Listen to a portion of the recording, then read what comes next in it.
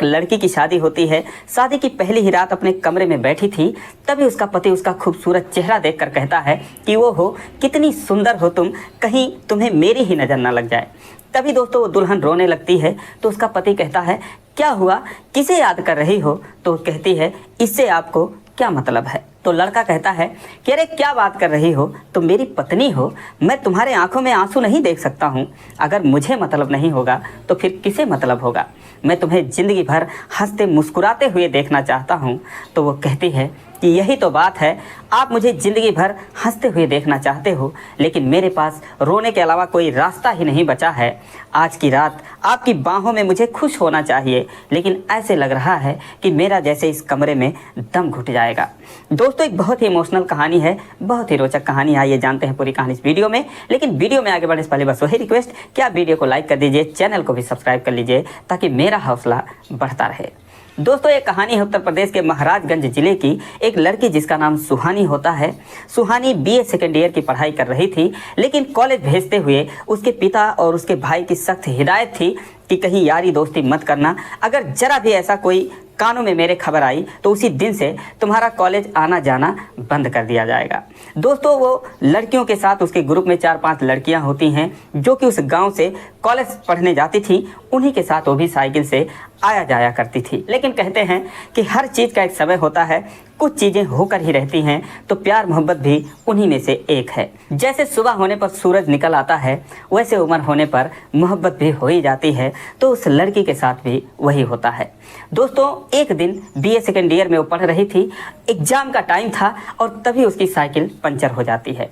अब उसके घर से और स्कूल की दूरी 6 किलोमीटर की दूरी पर होती है। रास्ते में एक बाजार होता है जो कि उसके घर से 2 किलोमीटर की दूरी पर होता है। अब सभी लड़कियां उसी बाजार से जाती थी, तभी उसकी साइकिल वहीं पर जाते जाते पंचर हो जाती है। तो वो लोग बाजार में एक दुकान पर जाती हैं जो कि कॉस्मेटिक का सामान रखता था, स्टेशनरी का सामान रखता था। अक्सर कॉलेज की लड़कियां वहां से पेन, कॉपी, गिफ्ट आइटम, चूड़ी, कंगन, जो भी कॉस्मेटिक के भी आइटम होते थे, क्रीम वगैरह, उसी दुकान से ले लिया करती थी। वो दुकान वाला भी सारे लड़कियों को जानता था और लड़कियां भी उसको जानती थी। दोस्तों उस दुकान के मालिक का नाम राजेश होता है, एक लड़का होता है। अब दोस्तों सुहानी अपनी पंचर हुई साइकिल लेकर उस दुकान पर जाती है तो उससे कहती है कि मेरी एक मदद कर दीजिए, मैं बहुत इमरजेंसी में फंसी हूँ। तो राजेश कहता है कि क्या बात है? तो बोलती है कि मेरी साइकिल पंचर हो गई है और लेट हो रहा है, तो मुझे अपनी साइकिल दे दीजिए, आज मेरा पेपर है। तो राजेश कहता है कि साइकिल तो मेरे पास नहीं है, लेकिन मेरी एक इलेक्ट्रिक स्कूटी है, अगर तुम चलना चाहो मेरे साथ, मैं भी उधर ही चल रहा हूँ, तो मैं तुम्हें ले जा सकता हूँ और टाइम पर छोड़ सकता हूँ। तो सुहानी कहती है ठीक है भैया, लेकिन जल्दी करो, बहुत लेट हो रहा है। वो कहता है अरे मैं भी तैयार ही हूँ, बस निकल ही रहा था, चलो बैठो चलते हैं। अब दोस्तों बैठकर उसके साथ वो कॉलेज की तरफ चली जाती है। लेकिन रास्ते में राजेश उससे कहता है कि तुम मेरे साथ चल रही हो, कोई देख लेगा तो क्या होगा?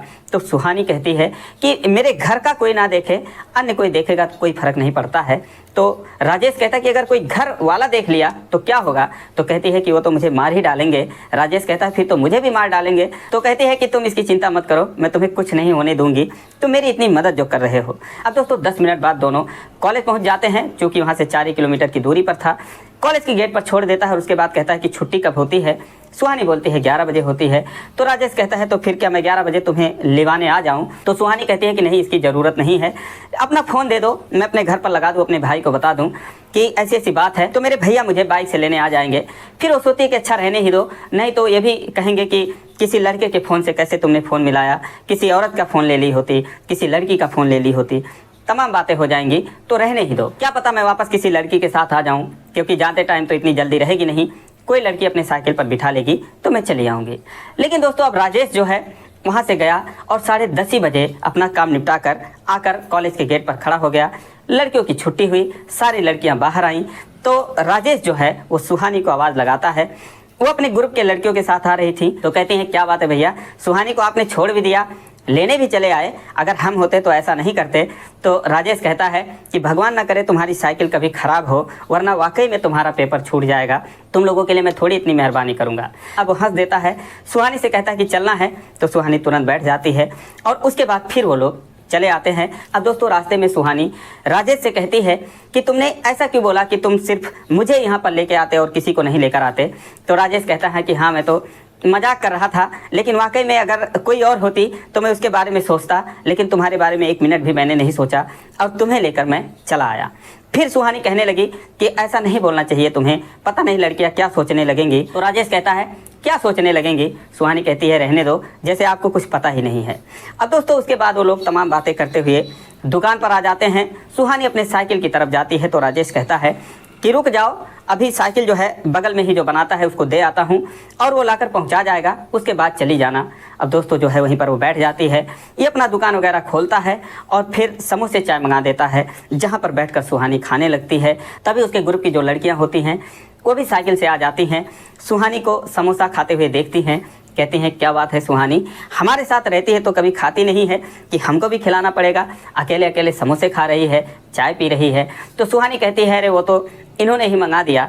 तो कहती है क्या बात है भैया, 1 रुपया तो कम करते नहीं हो और सुहानी को समोसे खिला रहे हो, क्या बात है। अब वो भी उससे मज़े ले लेती थी, क्योंकि लड़का भी उन्हीं के उम्र का था जो राजेश होता है, अक्सर हंसी मजाक किया करती थी। अब दोस्तों उसके बाद सुहानी अपना साइकिल लेकर अपने घर चली जाती है, लेकिन ये 10-20 मिनट का रास्ता ही सुहानी के लिए और राजेश के लिए उनकी ज़िंदगी का सुहाना सफ़र होने वाला था। दोस्तों उन दोनों में प्यार हो जाता है और उसके बाद दोनों अक्सर एक दूसरे से मिलने जुलने लगते हैं, एक दूसरे का ख्याल करने लगते हैं। इन सब बातों में सुहानी को बहुत डर लग रहा था, लेकिन दोस्तों 21-22 साल की सुहानी अपने दिल के हाथों मजबूर हो जाती है और राजेश और सुहानी एक दूसरे से बेइंतहा प्यार करने लगते हैं।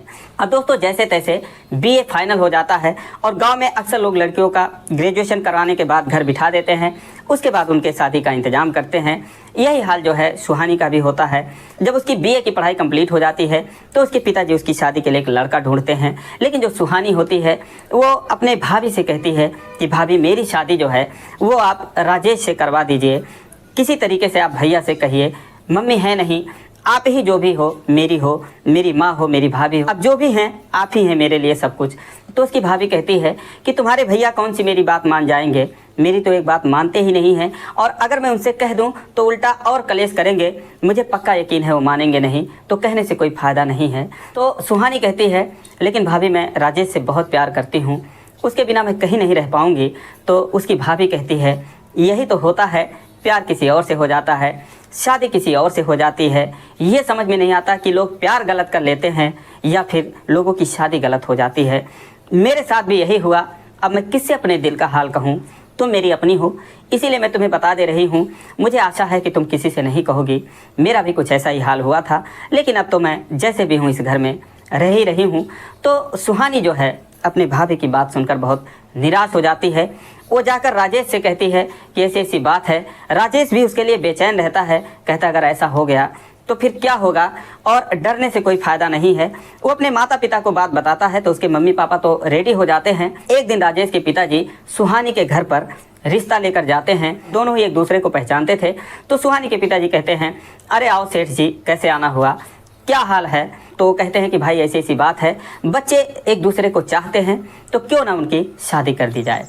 अब दोस्तों जब ये बात सुनते हैं सुहानी के पिताजी बुरी तरीके से भड़क जाते हैं, सुहानी को आवाज़ लगाते हैं। सुहानी घर में से बाहर आती है, कहते हैं मैं क्या सुन रहा हूँ, क्या कह रहे हैं ये। तो वो डर जाती हो, कहती है कि पापा ऐसा कुछ नहीं है और ऐसा मेरा किसी से कोई रिश्ता नहीं है। अब दोस्तों जब राजेश के पिताजी सुनते हैं तो हैरान रह जाते हैं, बोलते हैं बेटा डरने वाली बात नहीं है, मैं यहाँ पर हूँ, जो भी है सच सच बता दो। लेकिन दोस्तों वो बहुत डरती थी अपने पापा से, अपने भाई से। वो कहती है कि नहीं ऐसा कुछ नहीं है, आप लोगों की गलतफहमी है।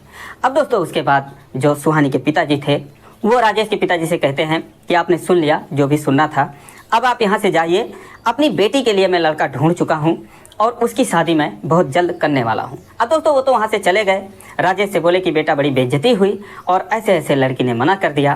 तो उसके बाद एक ही दिन बाद किसी तरीके से मौका निकाल कर सुहानी बाज़ार पहुँचती है और राजेश के घर में जाके रोने लगती है।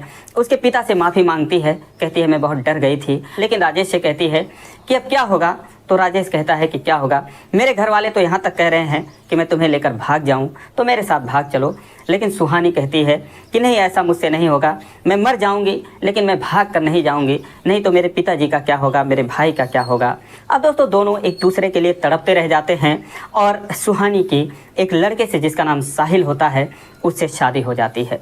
जब शादी हो जाती है उसके घर पर वो जाती है और शादी की पहली ही रात जब वो सुहानी का चेहरा देखता है, उसके तारीफ़ों के पुल बांध रहा होता है और बहुत इतरा रहा होता है कि बहुत ही खूबसूरत बीवी है मिली है मुझे।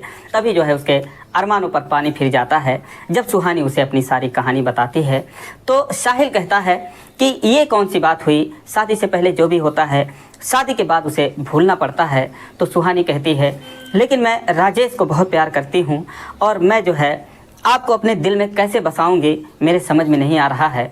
तो साहिल कहता है जो शादी में खर्चा हुआ है 10 लाख रुपए मेरे भी खर्च हुए हैं, 10 लाख रुपए तुम्हारे पिताजी के भी खर्च हुए थे, तो क्या उनका कोई मोल नहीं है? और इतने सारे रिश्ते जुड़े, इतने संबंधों का निर्माण हुआ, तो क्या उनका कोई अस्तित्व नहीं?